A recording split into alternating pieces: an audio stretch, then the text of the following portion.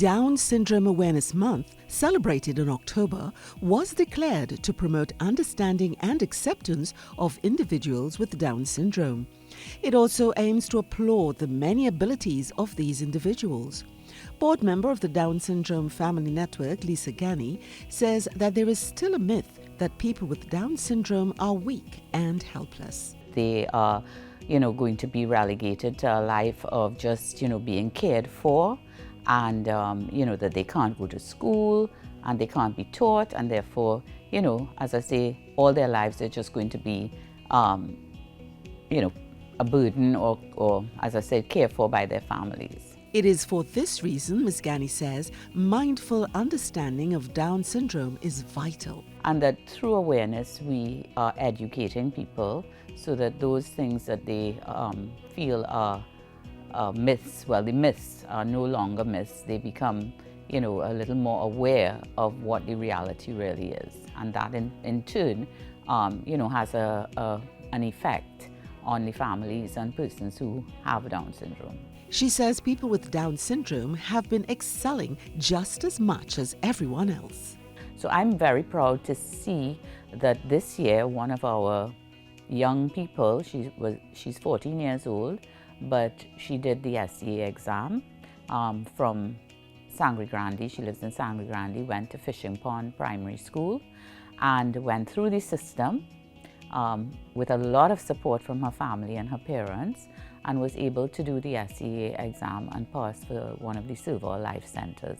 So she will be doing a combination of academics and skill training. And this is really what we want for all children.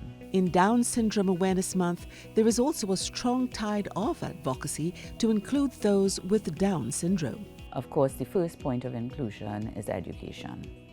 If you think of your own typical kids, we socialize them from the time they are toddlers through early education, and then they go into kindergarten and then primary school, and that's the journey. So the whole thing is that persons with Down syndrome, they are no different. They need to be included from that time. Ms. Gani says that people with Down syndrome should not be segregated. I think recently you had Surya.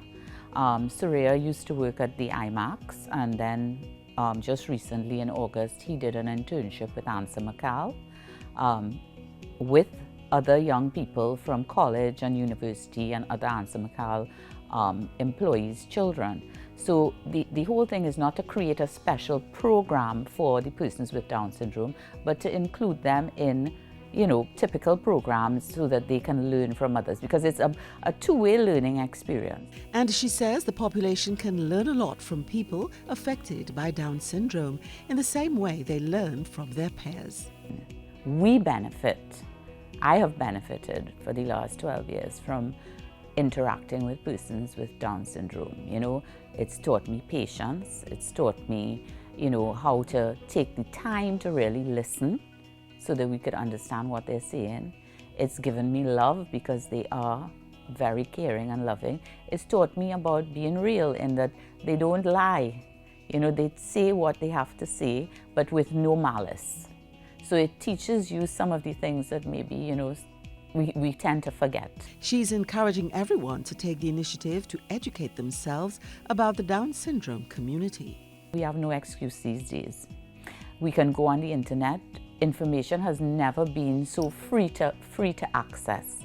So there are good sites. Our sites are one. We always post things that people can go and read. We have a YouTube channel as well, where all the speakers from our various conferences over the 12 years, we have all of their information posted there.